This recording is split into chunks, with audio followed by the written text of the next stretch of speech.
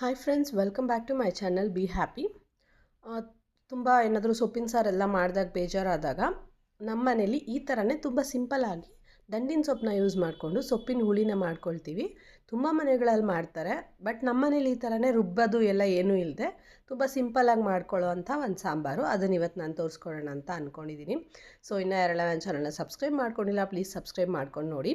ಇದನ್ನು ಮಾಡೋದಕ್ಕೆ ಡೈರೆಕ್ಟಾಗಿ ಕುಕ್ಕರ್ ಅಥವಾ ಪಾನ್ ಡೈರೆಕ್ಟ್ ಅದೊಂದು ಪಾಟ್ ಥರ ಅದನ್ನೇ ಮಾತ್ರ ಯೂಸ್ ಮಾಡೋದು. ಸಪ್ರೇಟ್ ಒಗ್ಗರಣೆ ಅಥವಾ ಬೇಯಿಸೋಕ್ಕೊಂದು ಆ ಥರ ಎಲ್ಲ ಏನು ಸಪ್ರೇಟ್ ಇಲ್ಲ.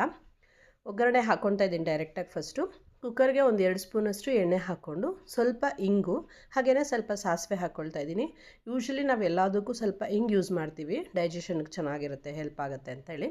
ಸ್ವಲ್ಪ ಉದ್ದುದ್ದಕ್ಕೆ ಕಟ್ ಮಾಡಿರೋಂತಹ ಬೆಳ್ಳುಳ್ಳಿ, ಒಂದು 2 ಈರುಳ್ಳಿ ಹಾಗೆಯೇ ಕರ್ಬೇವಿನ ಸೊಪ್ಪು ಹಾಕ್ಕೊಂಡು ಸ್ವಲ್ಪ ಅದನ್ನು ಚೆನ್ನಾಗಿ ಮೊದಲು ಬಾಡಿಸ್ಕೋಬೇಕು. ಈರುಳ್ಳಿ ಸಣ್ಣಗೆ ಕಟ್ ಮಾಡ್ಕೊಂಡಿದ್ದೀನಿ. ಉದ್ದುದ್ದ ಕಟ್ ಮಾಡ್ಕೊಂಡ್ರೂ ಅದು ಬಾಯಿಗೆ ಸಿಗ್ತಾಯಿದ್ರೆ ಅದು ಚೆನ್ನಾಗಿರುತ್ತೆ. ಒಂದು 2 ಟೊಮೆಟೊ ಯೂಸ್ ಮಾಡ್ತಾಯಿದ್ದೀನಿ. ಟೊಮೆಟೊ ಹಾಕಿದಷ್ಟು ಚೆನ್ನಾಗಿರುತ್ತೆ. ಸ್ವಲ್ಪ ಟೊಮೆಟೊನೂ ಮೆತ್ತಗಾಗೋವರೆಗೂ ಅದನ್ನು ಒಂಚೂರು ಬಾಡಿಸ್ಕೋಬೇಕು. ಈಗ ನಾವು ಕಟ್ ಮಾಡ್ಕೊಂಡಿರೋ ಅಂತಹ ಮತ್ತು ತೊಳೆದಿರೋ ಅಂಥ ದಂಟಿನ ಸೊಪ್ಪನ್ನ ಇದಕ್ಕೆ ಹಾಕ್ಕೋಬೇಕು.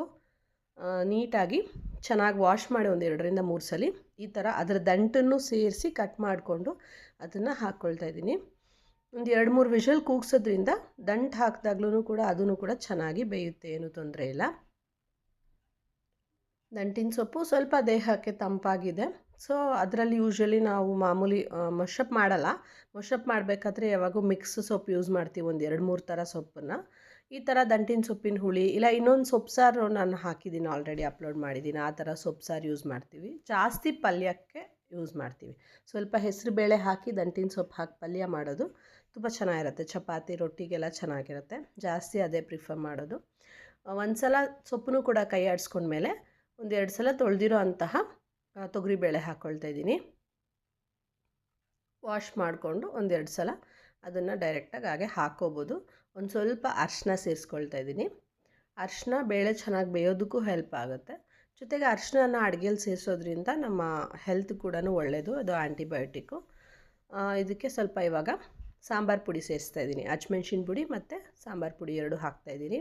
ಅಂದರೆ ನಾವು ನಮ್ಮನೇಲಿ ಸಾಂಬಾರು ಪುಡಿ ಮಾಡೋವಾಗ ಮೆಣಸಿನ್ಕಾಯಿನ ಬಿಟ್ಟು ಉಳಿದಿರೋದನ್ನೆಲ್ಲ ಸಪ್ರೇಟಾಗಿ ಪೌಡರ್ ಮಾಡ್ಕೊಂಡಿರ್ತೀವಿ.